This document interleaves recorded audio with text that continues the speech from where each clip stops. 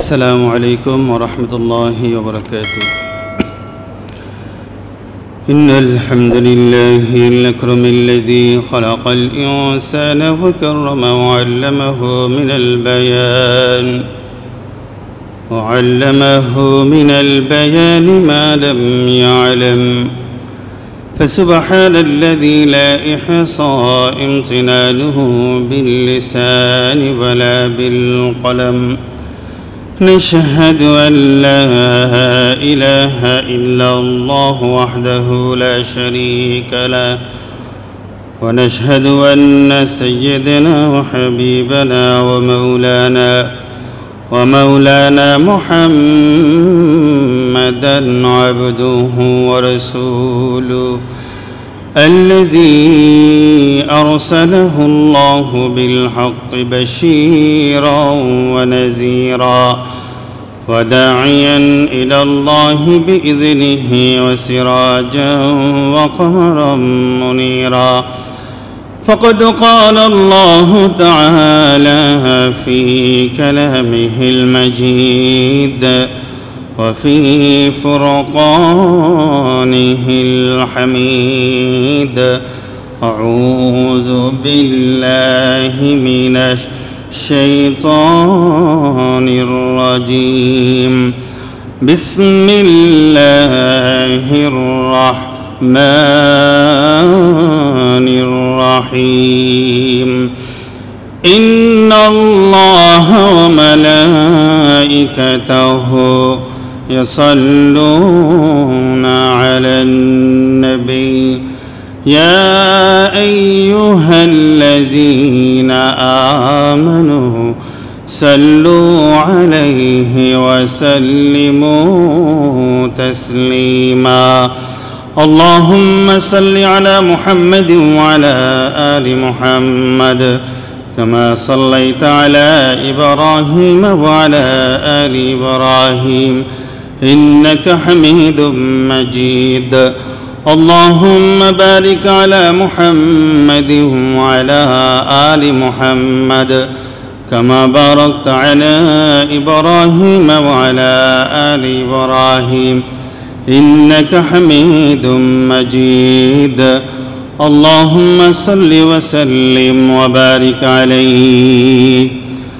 মহান রব্বুল আলামিনের দরবারে লাখ কোটি শুকরিয়া আদায় করছি যে মহান রব্বুল আলামিন আমাদেরকে সুস্থ রেখেছেন এবং মহান আল্লাহ রব্বুল আলামিনের হুকুম জুমার নামাজ আদায়ের জন্য আল্লাহ রব্বুল আলামিনের শ্রেষ্ঠতম জায়গা মসজিদে এসে উপস্থিত হওয়ার তৌফিক দিয়েছেন। সেই মহান রব্বুল আলামিনের দরবারে আমরা শুকরিয়া আদায় করছি। সকলে বলি আলহামদুলিল্লাহ। শতকোটি দরুদ সালাম জনাবে মুহাম্মদুর রাসূলুল্লাহ, সকলে বলি সাল্লাল্লাহু আলাইহি ওয়াসাল্লামের দরবারে। প্রিয় হাজিরিন, আমরা মুহররম মাস অতিক্রম করছি। আজকে মুহররম মাসের 8 তারিখ। মুহররম একটি আরবি মাস। এই আরবি মাস এর মধ্যে আল্লাহ রাব্বুল আলামিন আমাদেরকে কিছু সম্মানিত মাস দিয়েছেন। সেই সম্মানিত মাসের মধ্যে একটি মাস হচ্ছে মুহররম মাস। আমরা যারা বাংলাদেশে বসবাস করি, আশুরা বলতে আমরা একটি বিষয়কেই বুঝে থাকি যে আশুরা বলতে আমরা ইমাম হুসাইন রাদিয়াল্লাহু তাআলা আনহুর যে শাহাদাত, সে শাহাদাতটাকেই বুঝে থাকি।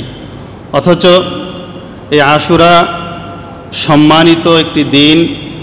এই দিন ইমাম হুসাইন রাদিয়াল্লাহু তাআলা আনহুর শাহাদাতের কারণে এর ফজিলত আল্লাহ রাব্বুল আলামিন দেননি, বরং তার শাহাদাতের অনেক পূর্বে আল্লাহ রাব্বুল আলামিন এই দিনের ফজিলত দিয়েছেন। অথচ ওইসব বিষয় সম্পর্কে আমাদের তেমন আলোচনা হয় না। বিশেষ করে পত্রপত্রিকাগুলো, মিডিয়াগুলোতে যেভাবে আলোচনা করা হয় সেভাবে মনে হয় যে আশুরা বলতেই কারবালার কাহিনী, এটা আমাদের কাছে মনে হয়। অথচ আশুরা বলতে কারবালার কাহিনী নয়, কারবালা এসেছে আশুরার ফজিলতের অনেক পরে।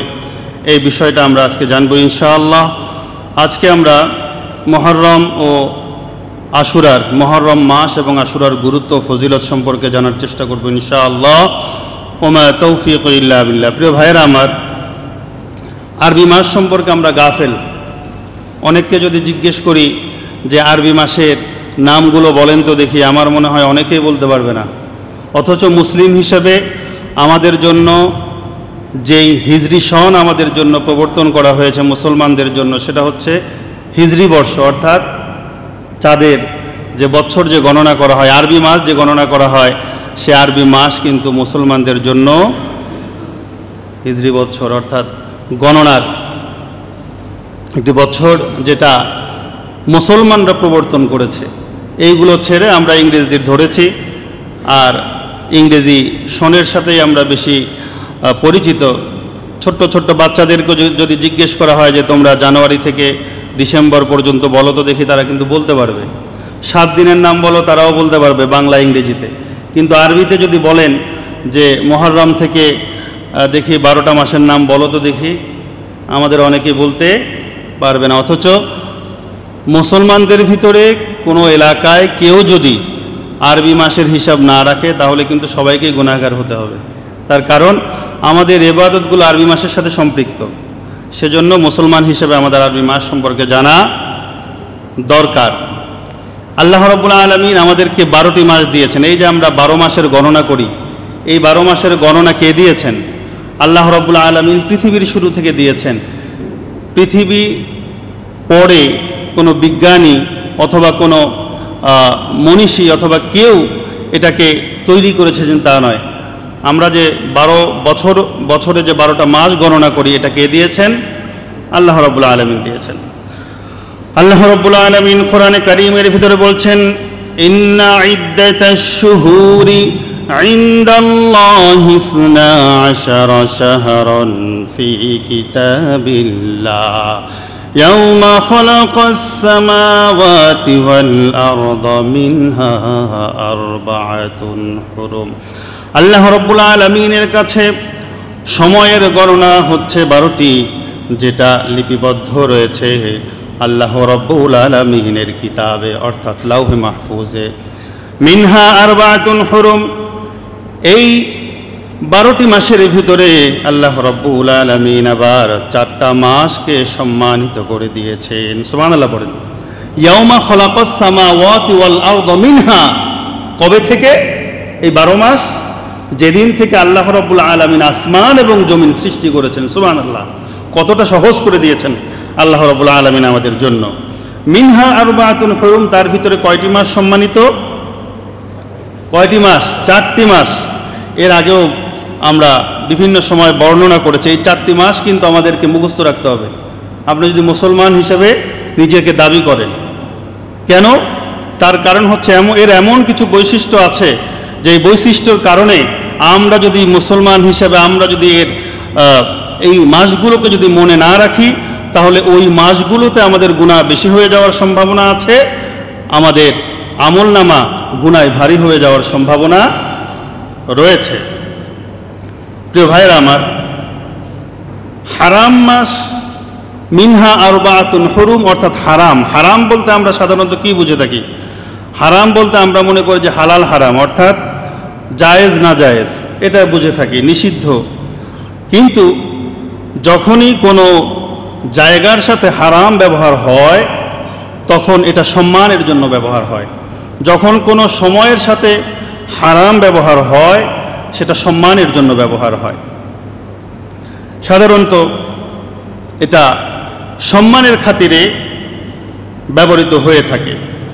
সময়ের সাথে আর কোনো জায়গার সাথে যদি এই হারাম শব্দটা ব্যবহৃত হয়, এর দ্বারা বোঝায় হচ্ছে রেস্ট্রিক্টেড এরিয়া, রেস্ট্রিক্টেড সময়, অর্থাৎ এটা কিছু নির্দিষ্ট একটি সময় এবং নির্দিষ্ট একটি গণ্ডি। সেজন্য দেখা যায় যে হারাম মক্কা এবং মদিনা, এটা হচ্ছে হারাম শরীফ বলি না আমরা। রেস্ট্রিক্টেড কেন? তার কারণ হচ্ছে একটি নির্দিষ্ট জায়গা আছে মক্কা এবং মদিনার, ওই নির্দিষ্ট জায়গার ভিতরে যখন আপনি ঢুকে যাবেন, ঢুকে যাওয়ার পরে যেই সমস্ত হালাল বিষয় ছিল এই রেস্ট্রিক্টেড এরিয়ার বাইরে, ওই সমস্ত বিষয়গুলো রেস্ট্রিক্টেড এরিয়ার ভিতরে যখন ঢুকে যাবেন সেটা হারাম হয়ে যায়। আমি কি বোঝাতে পেরেছি? কিভাবে? যেমন নাকি ধরেন পশু জবাই করা, গাছ কাটা, এটা কি হালাল না হারাম? হারাম। হারাম না, হালাল। মশা মারা হালাল না হারাম? হালাল। কিন্তু আপনি যখন হারামের এরিয়ার ভিতরে ঢুকে যাবেন তখন আপনি ওই হারামের এরিয়ার কোনো গাছ কাটতে পারবেন না, কোনো পশুকে মারতে পারবেন না, কোনো মানুষকে মারতে পারবেন না। অর্থাৎ আপনার জন্য যেটা হালাল ছিল সেটা ওই রেস্ট্রিক্টেড এরিয়ার ভিতরে যাওয়ার কারণে সেটা হারাম হয়ে গিয়েছে। এটা হচ্ছে মক্কার এরিয়া। কিছু নির্দিষ্ট এরিয়া আছে। আপনারা যখন মক্কার নির্দিষ্ট এরিয়ার ভিতরে ঢুকে যান, গায়ে যদি কোনো মশা বসে, মশা কি মারা যায়? মশা কিন্তু মারা যায় না, তাই না? দেখবেন যে হারাম শরীফের ভিতরে অনেক কবুতর আছে, অনেক পাখি আছে, অথবা অন্য কোনো জীব জন্তু যদি থাকে, এটাকে কি মারা যায়? মারা কিন্তু জায়েজ নাই। কিন্তু আপনি ওই হারামের বাইরে যদি চলে যান তাহলে কিন্তু সেটা মারা আপনার জন্য জায়েজ আছে। এহরাম আমরা বাঁধি না? আমরা যখন এহরাম বাঁধি হজ করার জন্য, ওমরা করার জন্য, এই এহরাম বাঁধার পরে আমাদের কিছু হালাল জিনিস হারাম হয়ে যায়। যেমন এহরাম বাঁধার পরে কোনো চুল কাটা যায় না, কোনো নখ কাটা যায় না, তারপরে স্ত্রীর সংস্পর্শে আসা যায় না, তারপরে কোনো বিবাহের প্রস্তাব দেওয়া যায় না, বিবাহ করা যায় না, যায় না। এগুলো কি হয়ে যায়? হারাম হয়ে যায়। এগুলা কি আসলেই আদতে হারাম? না, এগুলো হালাল, কিন্তু ওই নির্দিষ্ট একটা কাজ করার কারণে আপনার জন্য হারাম হয়ে গিয়েছে। সেজন্য যদি এই হারাম শব্দটা কোনো স্থানের আগে আসে সেটাকে সম্মানিত স্থান বোঝায়, আর হারাম শব্দটা যদি কোনো সময়ের আগে আসে তাহলে সেটাকে সম্মানিত সময় বলা হয়। তাহলে এই সম্মানিত মাস কয়টি? জোরে বলেন। সম্মানিত মাস হচ্ছে 4টি। এই সম্মানিত 4টি মাস কি কি কেউ বলতে পারবেন? ধারাবাহিকভাবে 3টা, জিলকদ, জিলহজ এবং মুহররম। ধারাবাহিকভাবে কয়টা? 3টা, জিলকদ, জিলহজ এবং মুহররম। আর একটা আছে, সেটা হচ্ছে রজব। এই মাসগুলোতে আল্লাহ রাব্বুল আলামিন মৌলিক কিছু বিষয় নিষিদ্ধ করেছেন। এগুলো একটু মনোযোগ দিয়ে শুনতে হবে। মৌলিক বিষয়গুলো কি? এই সময়গুলোতে, এই মাসগুলোতে যুদ্ধ বিগ্রহ করা আল্লাহ রাব্বুল আলামিন নিষিদ্ধ করেছেন। মারামারি করা, গণ্ডগোল করা, ফিতনা ফাসাদ তৈরি করা আল্লাহ রাব্বুল আলামিন নিষেধ করেছেন। বিশেষ করে যুদ্ধ বিগ্রহ করা আল্লাহ রাব্বুল আলামিন হারাম করেছেন, নিষেধ করেছেন। কোনো মুসলিম রাষ্ট্র কোনো শত্রুর বিরুদ্ধে অস্ত্র উত্তোলন করা এই মাসের মধ্যে জায়েজ বা নিষিদ্ধ। কোনো মুসলিম দেশ অথবা কোনো অমুসলিম দেশের সাথে যদি যুদ্ধ বিগ্রহ হয় তাহলে যুদ্ধ বিগ্রহ প্রতিরোধ করা জন্য বলা হয়েছে। যুদ্ধ বিগ্রহ নিজে শুরু করা এটা ইসলামে এই সময়ের মধ্যে নিষিদ্ধ। যদি কোনো ইহুদি খ্রিস্টানদের সাথেও যুদ্ধ হয় তারপরও এই সময়ের ভিতরে যুদ্ধ বিগ্রহ করা নিষিদ্ধ। যুদ্ধ বিগ্রহের বাইরেও এই হারাম মাসে আরেকটি গুরুত্ব হচ্ছে, এই হারাম মাসে কেউ যদি গুনাহ করে তাহলে অন্যান্য মাসে যতটুকু গুনাহ হতো তার চাইতে ডাবল গুনাহ, অর্থাৎ তার চাইতে বেশি গুনাহ হবে এই হারাম মাসে কেউ যদি গুনাহ করে। কেউ যদি এই হারাম মাসে কেউ যদি কোনো সওয়াবের কাজ করে তাহলে অন্যান্য মাসের তুলনায় এই হারাম মাসে তার সওয়াব বেশি হবে। তাহলে এই হারাম মাস কোনগুলা, এগুলাকে আমাদের মুখস্থ রাখার দরকার আছে না নাই?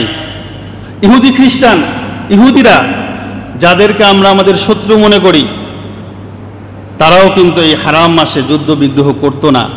রাসূল সাল্লাল্লাহু আলাইহি ওয়াসাল্লামের সময় যারা কাফের মুশরিক ছিল তারাও কিন্তু এই হারাম মাসে তারা যুদ্ধ বিগ্রহ করতো না, তারা এই হারাম মাসকে সম্মান দিত। অথচ মুসলমানদেরকে যদি জিজ্ঞেস করেন হারাম মাস কয়টা, ওই হারাম মাস কয়টা এটাও বলতে পারবে না। আমরা কতটা অভাগা প্রিয় ভাইরা আমার। পৃথিবীতে যত মর্যাদাপূর্ণ দিন আছে সমস্ত মর্যাদাপূর্ণ দিনগুলো এই হারাম মাসের মধ্যে। যেমন নাকি ধরেন আরাফার দিন কোন মাসের মধ্যে? পৃথিবীর শ্রেষ্ঠ দিন আরাফার দিন কোন মাসে? হারাম মাসে। কোরবানির ঈদের দিন আমাদের কাছে অন্যতম একটি সম্মানিত দিন, সেটাও হারাম মাসে। আইয়ামে তাশরিক কোন মাসে? হারাম মাসে, অর্থাৎ জিলহজ মাসে। আশুরার 10 তারিখ যেটার গুরুত্ব রয়েছে সেটাও হারাম মাসে। মুসা আলাইহিস সালাতু ওয়াস সালাম 40 দিন আল্লাহ রাব্বুল আলামিনের ইবাদত করেছিলেন তুর পাহাড়ে গিয়ে, সেটাও কিন্তু হারাম মাসে। 40 দিন তিনি ছিলেন তুর পাহাড়ে, তিনি আল্লাহর একান্তভাবে আল্লাহর ইবাদত করেছিলেন, তিনি তাওরাত এনেছিলেন, সেটাও হারাম মাসে। মুসা আলাইহিস সালাতু ওয়াস সালাম যে 40 দিন ওখানে ছিলেন আল্লাহর কাছে, শেষ 10 দিন সেটা জিলহজ মাসের প্রথম 10 দিন। আর জিলহজ মাসের প্রথম 10 দিনের ফজিলত আমরা জিলহজ মাসে বর্ণনা করেছি। আল্লাহ রাব্বুল আলামিনের কাছে জিলহজ মাসের ফজিলত কম না বেশি? অনেক বেশি। আল্লাহ রাব্বুল আলামিন কোরআনে ইঙ্গিত দিয়েছেন এই জিলহজ মাসের প্রথম 10 দিন হযরত মুসা আলাইহিস সালাতু ওয়াস সালাম যে আল্লাহর কাছে যে ইবাদত করেছিলেন তার শেষ 10 দিন, এগুলো হচ্ছে হারাম মাসের অন্তর্ভুক্ত। তাহলে এই যে হারাম মাস, হারাম মাসের গুরুত্ব আমাদের দেওয়ার দরকার আছে না নাই? বলেন কেন আছে? তার কারণ আল্লাহ রাব্বুল আলামিন নিজে এই হারাম মাসের গুরুত্ব দিয়েছেন, নিজে আল্লাহ রাব্বুল আলামিন এই হারাম মাসের কথা বলেছেন। এই হারাম মাসের গুরুত্ব সম্পর্কে আল্লাহ রাব্বুল আলামিন আরেকটি আয়াতে তিনি বর্ণনা করেছেন। আল্লাহ রাব্বুল আলামিন বলেন, ইয়া আইয়ুহাল্লাযীনা আমানু লা তুহিল্লু শাআইরাল্লাহি ওয়ালা শাহরাল হারাম। হে ঈমানদাররা, তোমরা শাহরে হারাম, যেই সমস্ত মাসগুলোকে আমি রব্বুল আলামিন হারাম করে দিয়েছি সেই সমস্ত মাসগুলোকে তোমরা হালাল বলে অনুধাবন করো না, হালাল করে নিও না। আমি রব্বুল আলামিন ওই মাসগুলোকে যেভাবে সম্মান দিয়েছি, তোমরা যদি নিজেদেরকে ঈমানদার বলে দাবি করো তোমরাও ওই মাসগুলোকে সম্মান দাও। ওই মাসগুলোর আলাদা সম্মান আল্লাহ রব্বুল আলামিন দিয়েছেন। প্রিয় ভাইরা আমার, তাহলে হারাম মাস কয়টা? 4টা, ধারাবাহিক 3টা, জিলকদ, জিলহজ, মুহররম, আর একটা হচ্ছে রজব। এগুলোকে হারাম মাস কেন করলেন? আল্লাহ রাব্বুল আলামিন এই কারণেই করলেন যে সমস্ত পৃথিবীর আনাচে কানাচ থেকে আল্লাহ রাব্বুল আলামিনের বান্দারা হজ করতে যাবে এই 3 মাসে, হজের প্রস্তুতি নেবে, হজ করবে, হজ শেষে আবার বাড়ি ফিরে আসবে, কেউ যেন কোনো সমস্যায় পতিত না হয় সেজন্য আল্লাহ রাব্বুল আলামিন এই 3 মাসে আলাদাভাবে নির্দেশনা জারি করে যুদ্ধ বিগ্রহ এবং অন্যায়কে আল্লাহ রাব্বুল আলামিন নিষিদ্ধ করে দিয়েছেন। প্রিয় ভাইরা আমার, তাহলে এই 3-4 মাসের ভিতরে মুহররম মাসের আবার আলাদা মর্যাদা রয়েছে। 4 মাসের ভিতরে, 4 মাসের ভিতরে সবচাইতে মর্যাদাবান মাস কোনটা? মুহররম মাস। এই মুহররম মাস মর্যাদার দিক থেকে সবচাইতে বেশি। রমজান মাস আবার ছাড়া, এই মাসগুলোর ভিতরে রমজান মাসের ফজিলত আলাদা। রমজান মাস ছাড়া আল্লাহ রাব্বুল আলামিন এই মাসকে সম্মানিত করেছেন। এই মাস মুহররম মাসকে আল্লাহ রাব্বুল আলামিন নিজের মাস বলেছেন, শাহরুল্লাহিল মুহররম, যে এটা হচ্ছে আল্লাহর মাস। সুতরাং আল্লাহর যে মাস, এই মাসকে আলাদাভাবে চিহ্নিত করে আমাদের সম্মান করার দরকার আছে। আল্লামা ইবনে কাসির বলেছেন, ومن يعظم حرمات الله فهو خير له عند ربه। আল্লাহ রাব্বুল আলামিন যেই জায়গাগুলোকে হারাম করেছেন, যেই বিষয়গুলোকে হারাম করেছেন, এই হারামকে হারাম মনে করে যে ব্যক্তি সম্মান দিবে, আল্লাহ রাব্বুল আলামিনের কাছে তার একটি আলাদা জায়গা হয়ে যাবে। সুবহানাল্লাহ বলেন। আল্লাহ রাব্বুল আলামিনের কাছে আলাদা জায়গা হয়ে যাবে।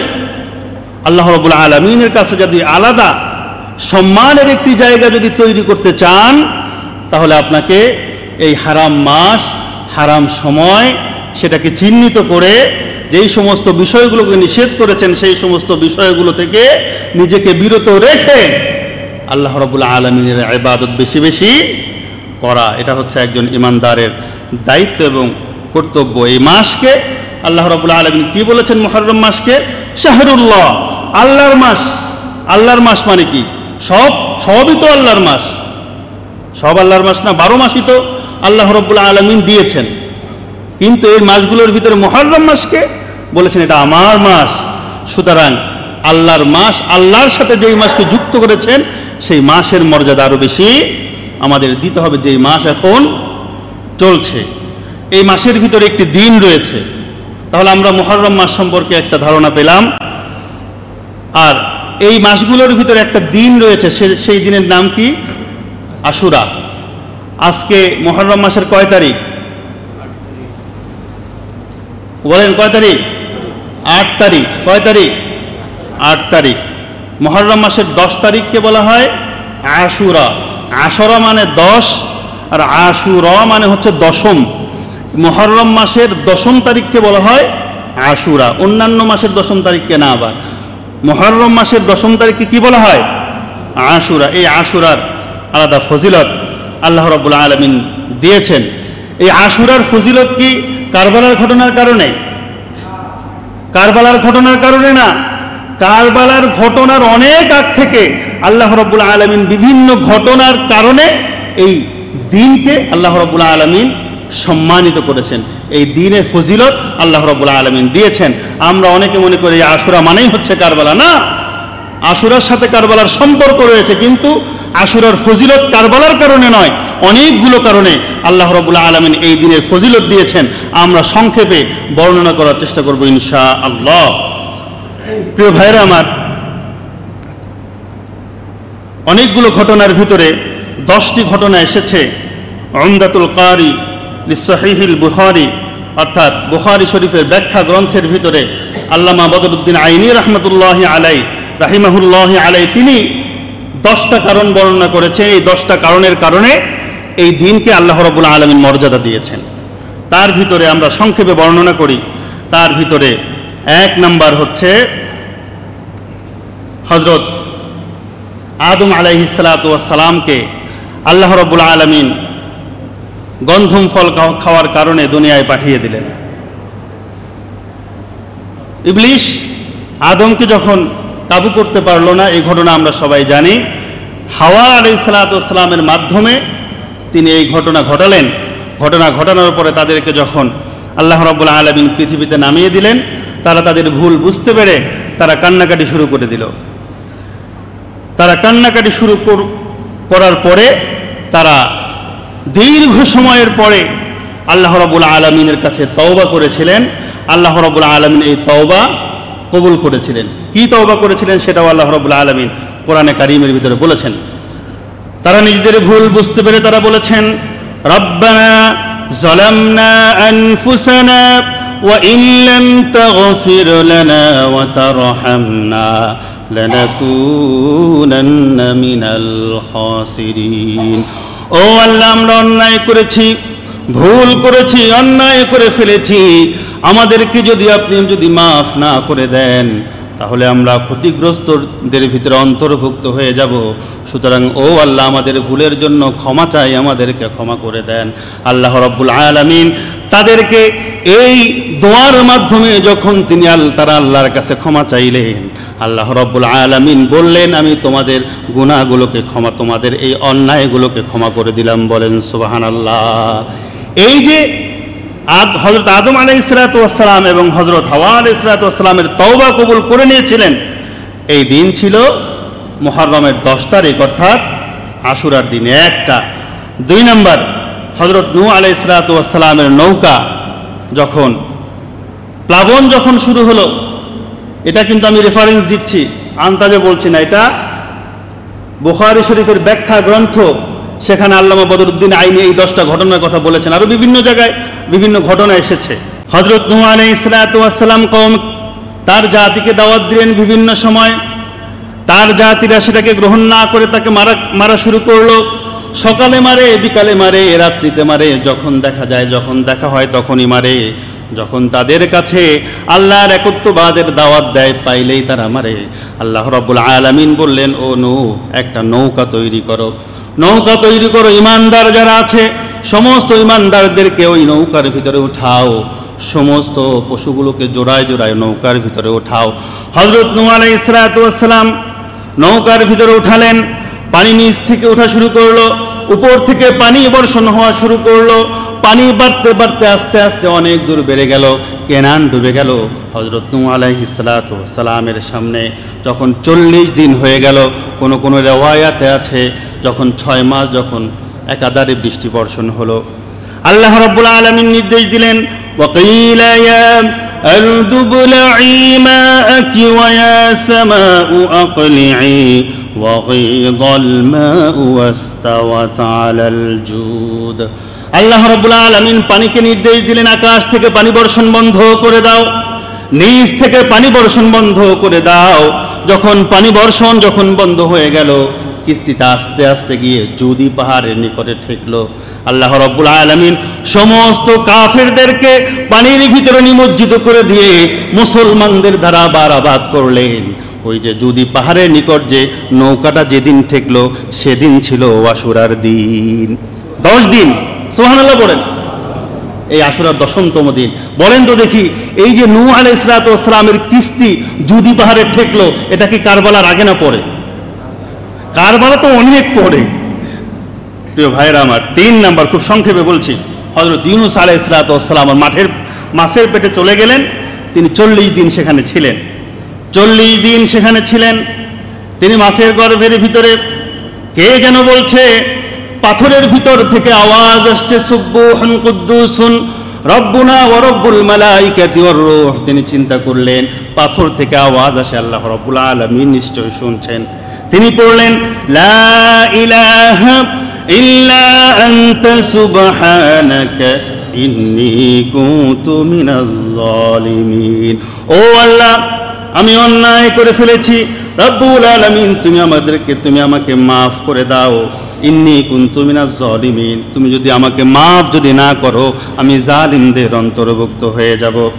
আল্লাহ রাব্বুল আলামিন বললেন, ফাস্তাজাবনা লাহু ওয়া নাজ্জাইনাহু মিনাল গাম। ও ইউনূস, আমি তোমার ডাকে জবাব দিয়েছি, ফাস্তাজাবনা লাহু ওয়া নাজ্জাইনাহু মিনাল গাম্মি, এবং কঠিন বিষয় থেকে আমি রব্বুল আলামিন তোমার ডাকে সাড়া দিয়ে তোমাকে আমি রক্ষা করেছি। শুধু তাই নয়, ওয়া কাযালিকা নুনজিল মুমিনিন, যুগে যুগে আমার যেই সমস্ত বান্দাগুলো কঠিন সময়ের মধ্যে পড়ে আমি রব্বুল আলামিনকে স্মরণ করে আমি রব্বুল আলামিনকে আল্লাহ বলে ডাক দিবে, আমি রব্বুল আলামিন ওই সমস্ত বান্দাদেরকেও কঠিন মুহূর্তে থেকে উদ্ধার করব। সুবহানাল্লাহ। কি দোয়া আমাদেরকে শিখিয়ে দিয়েছেন। ও ইউনূস, তুমি মনে করো না শুধু তোমাকে আমি রব্বুল আলামিন উদ্ধার করেছি, আমার যত বান্দা আমার কাছে আমাকে স্মরণ করে কঠিন মুহূর্তে আমাকে আল্লাহ বলে ডাক দিবে, আমি রব্বুল আলামিন সেই আওয়াজ শুনে আমি তাদেরকেও কঠিন মুহূর্তে থেকে হেফাজত করব। বলেন সুবহানাল্লাহ। এই গেল হচ্ছে 40 দিন তিনি ছিলেন। এই 40 দিন পরে তিনি যে মাছের পেট থেকে উদ্ধার হলেন, সেটাও ছিল আশুরার দিন। 4 নাম্বার, হযরত ঈসা আলাইহিসসালাতু ওয়াসসালাম জন্মগ্রহণ করেছেন এই আশুরার দিনে। 5 নাম্বার, হযরত ইয়াকুব আলাইহিসসালাতু ওয়াসসালাম তার দৃষ্টি ফিরে পেয়েছিলেন। হযরত ইউসুফ আলাইহিসসালামকে হারিয়ে তিনি অসহায় হয়ে গিয়েছিলেন, কান্না করতে করতে চার চোখ অন্ধ হয়ে গিয়েছিল। আর ইউসুফ আলাইহিসসালামের কাপড় যখন, জুব্বা যখন তার কাছে আনা হলো, তার চোখে যখন মালিশ করে দেওয়া হলো, আর তার দৃষ্টি যিনি ফিরিয়ে দিয়েছিলেন তিনি কে? আল্লাহ রাব্বুল আলামিন। এই দৃষ্টি যেদিন তিনি ফিরে পেয়েছেন সেদিনই ছিল আশুরার দিন। 6 নাম্বার, হযরত ইউসুফ আলাইহিসসালামকে তার ভাইরা কূপে ফেলে দিয়েছিল। ছোট্ট বাচ্চা, কূপের ভিতর থেকে আল্লাহ রাব্বুল আলামিন তাকে হেফাজত করেছিলেন। তিনি এই কূপ থেকে যেদিন উদ্ধার হয়েছিলেন সেদিনই ছিল মুহররমের 10 তারিখ, অর্থাৎ আশুরার দিন। 7 নাম্বার, হযরত দাউদ আলাইহিসসালামের তাওবা কবুল করেছেন যেদিন, সেদিনও ছিল আশুরার দিন। 8 নাম্বার, হযরত ইব্রাহিম আলাইহিসসালাম অগ্নিকুণ্ডে পড়েছিলেন। আপনারা জানেন নমরুদের অগ্নিকুণ্ডে, এই অগ্নিকুণ্ড থেকে যেদিন আল্লাহ রাব্বুল আলামিন তাকে মুক্তি দিয়েছিলেন সেদিনই ছিল আশুরার দিন। 9 নাম্বার, হযরত মূসা আলাইহিসসালামকে আল্লাহ রাব্বুল আলামিন ফিরাউনের কবল থেকে হেফাজত করেছেন এই আশুরার দিন। আল্লাহ রাব্বুল আলামিন কোরআনে কারীমের ভিতরে বলেন, হাত্তা ইযা আদরাকাহুল গরক ক্বালা আমানতু আন্নাহু লা ইলাহা ইল্লাল্লাযী আমানতু বিহি বানু ইসরাঈল। আল্লাহ রাব্বুল আলামিন ঘটনা শোনাচ্ছেন, মূসা আলাইহিসসালামের পিছন পিছন যখন ফিরাউন ধাওয়া করল, সমুদ্রের পাড়ে গিয়ে যখন মূসা আলাইহিসসালাম যখন ঠেকলেন, তখন সবাই বলাবলি করল, আমরা তো ধরা খেয়ে গেছি। আল্লাহ রাব্বুল আলামিনের উপর ভরসা করে মূসা আলাইহিসসালাম বললেন, আমরা ধরা খাই নাই, আমাদের সাথে একজন আছেন যিনি তিনি কে? আল্লাহ রাব্বুল আলামিন আমাদের সাথে আছেন। মূসা আলাইহিসসালাম কি করলেন? তিনি দরিয়ার ভিতরে লাঠি দিয়ে আঘাত করলেন। আঘাত করার সাথে সাথে 12টা রাস্তা হয়ে গেছে। কয়টা? 12টা রাস্তা হয়ে গিয়েছে। মূসা আলাইহিসসালামের সাথে সমস্ত দল বল নিয়ে 12টা জাতি সবাই সমুদ্র যখন পার হয়ে গেল, পার হয়ে যাওয়ার পরে ফেরাউন পিছন পিছন ধাওয়া করেছে। পিছনে গিয়ে দেখলো দরিয়ার ভিতরে রাস্তা তৈরি হয়ে গেছে। ফেরাউন গর্ব করে বলল, দেখো মূসা পালাইছে, কিন্তু এই দরিয়ার ভিতরে আমি রাস্তা তৈরি করে দিয়েছি, সবাই নামে কোনো সমস্যা নাই। সবাই যখন নামলো তখন আল্লাহ রাব্বুল আলামিন পানিকে হুকুম দিয়েছিলেন, এতক্ষণ যে তুমি পানি শক্ত হয়ে গিয়েছিলে, রাস্তা তৈরি করে দিয়েছিলে, সুতরাং এখন পানি হয়ে যাও। পানি হয়ে যাওয়ার পরে ফেরাউন এবার হাবুডুবু শুরু করছে। হাবুডুবু যখন দেখতে পেল আর কোনো উপায় নাই, এখান থেকে বাঁচার কোনো উপায় নেই, তখন তিনি কি বলছেন দেখেন, ক্বালা আনা ওয়াকাদ আসাইতা ক্বাবলু ওয়া কুনতা মিনাল মুফসিদিন। তখন ফেরাউন বলছে, ক্বালা আমানতু আন্নাহু লা ইলাহা ইল্লাল্লাযী আমানাত বিহি বানু ইসরাঈল। ও আল্লাহ, আমি তোমার কাছে মাফ চাই, ফরিয়াদ করি, বানি ইসরাঈল যে আল্লাহর উপর ঈমান এনেছে, আমি সেই আল্লাহর উপর ঈমান আনতে চাই। আল্লাহ রাব্বুল আলামিন বলেন, ও এখন এখন বড্ড দেরি করে ফেলেছ। ওয়াকাদ আসাইতা ক্বাবলু ওয়া কুনতা মিনাল মুফসিদিন। তোমাকে ক্ষমা করা যায় না। তুমি পৃথিবীতে ফাসাদ তৈরি করেছ, পৃথিবীতে ফাসাদ সৃষ্টি করেছ। তুমি মুফসিদিনদের ভিতরে, ফাসাদ সৃষ্টিকারীদের ভিতরে তুমি অন্যতম ছিলে। আমি রব্বুল আলামিন তোমাকে এখন আর ক্ষমা করব না। ক্ষমা করেছেন? করেন নাই। এক ছোট্ট একটা ঘটনা বলি। এখানে জিবরাইল আলাইহিসসালাম যখন যখন রাসূল সাল্লাল্লাহু আলাইহি ওয়াসাল্লামের সাথে দেখা হলো, দেখা হওয়ার পরে জিবরাইল আলাইহিসসালাম জিজ্ঞেস করলেন যে, এই যে ফেরাউন যখন আল্লাহর কাছে ক্ষমা চাচ্ছে, জিবরাইল আলাইহিসসালাম তার মুখের ভিতরে কাদা দিয়ে দিয়েছিলেন। তখন জিজ্ঞেস করলেন, আপনি কি আল্লাহর নির্দেশে কাদা দিয়ে দিয়েছেন নাকি আপনি দিয়েছেন? তখন ওই জিবরাইল আলাইহিসসালাম বললেন, এই প্রশ্ন তো আমাকে কেউ জিজ্ঞেস করে নাই, আপনি যখন জিজ্ঞেস করছেন আপনাকে বলি, আল্লাহ আমাকে বলেন আমি নিজে দিছি। কয় আপনি দিলেন কেন? কয় যে এই কারণেই দিছি, আল্লাহ তো দয়ার সাগর, আমার কাছে মনে হয়েছে আরো কয়েকবার যদি আল্লাহর কাছে ক্ষমা চায়, আল্লাহ যদি আবার ক্ষমা করে দেয়, এর ক্ষমা করা যাবে না। দুনিয়ার ভিতরে যেরকম ফাসাদ তৈরি করেছে, একে ক্ষমা করা যাবে না। আল্লাহ রাব্বুল আলামিন যেন তাকে ক্ষমা করতে না পারে, আমি দিয়েছি। এই যে ফেরাউনের কবল থেকে যেই দিন আল্লাহ রাব্বুল আলামিন এই মূসা আলাইহিস সালামকে রক্ষা করেছেন, মুক্তি দিয়েছেন, সেটাও ছিল আশুরার দিন। কয়টা গেল? 9টা গেল। আর একটা বলছি পরে।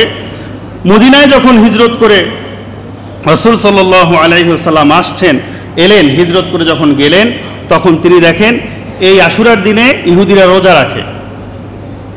ইহুদিরা রোজা রাখে। তখন ইহুদিদেরকে জিজ্ঞেস করলো, তোমরা কেন রোজা রাখো?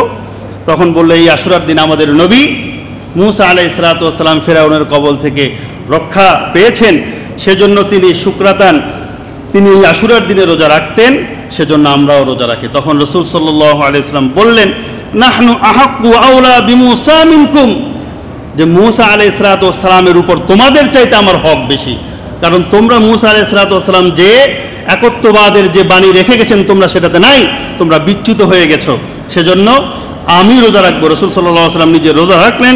ফাসামাহু রাসূলুল্লাহ সাল্লাল্লাহু আলাইহি ওয়াসাল্লাম ওয়া আমারা বিসিয়ামিহি, তিনি রোজা রাখলেন এবং রোজা রাখার জন্য তার সাহাবীদেরকে নির্দেশ দিলেন। ওই দিন সাহাবীদেরকে যখন নির্দেশ দিলেন, সাহাবীরা রোজা রাখলো।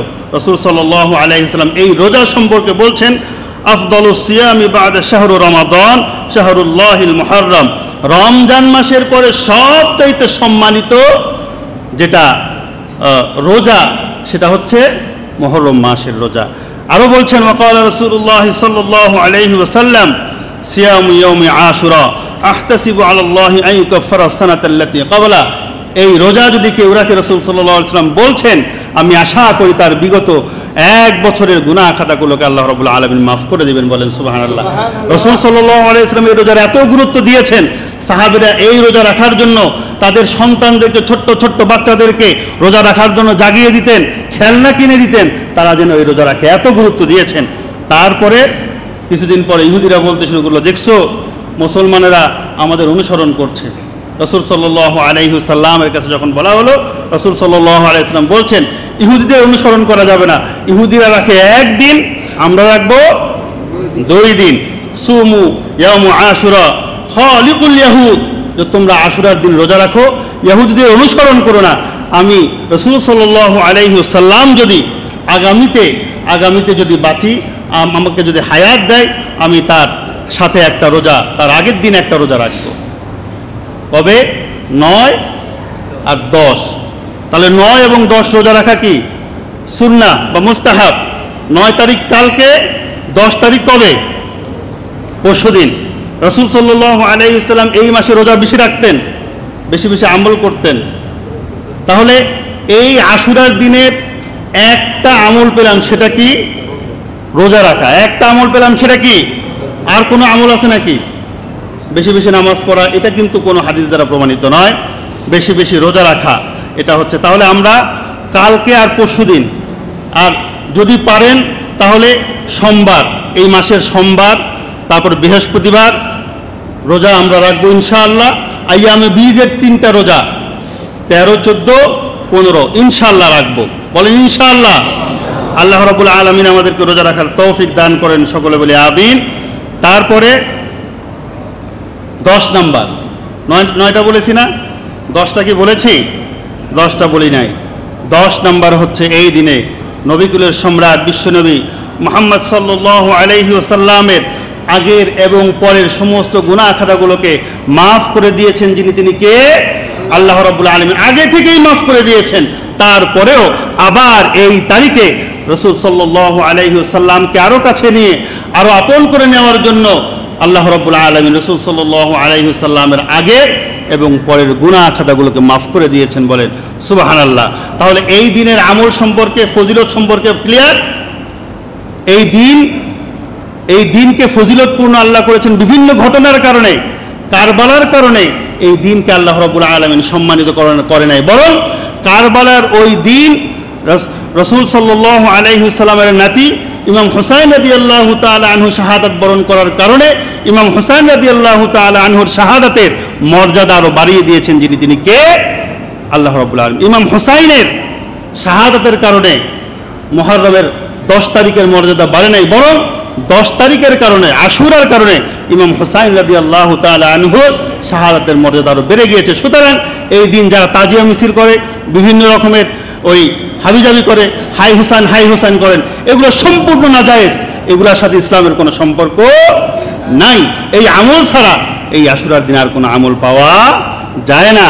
আল্লাহ রাব্বুল আলামিন আমাদেরকে হযরত ইমাম হুসাইন রাদিয়াল্লাহু তাআলা আনহু শাহাদাতটা একটা দুঃখজনক ঘটনা আমাদের জন্য।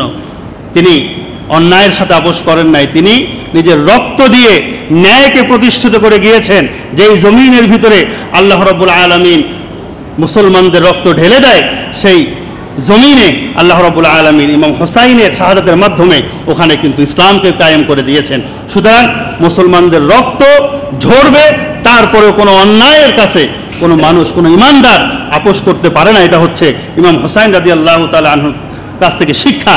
এই শিক্ষা নিয়ে আল্লাহ রাব্বুল আলামিন আমাদের জীবনকে গঠন করার তৌফিক দান করেন। সকলে বলে আমিন। ওয়া আখিরু দাওয়ানা আনিল হামদুলিল্লাহি রাব্বিল আলামিন।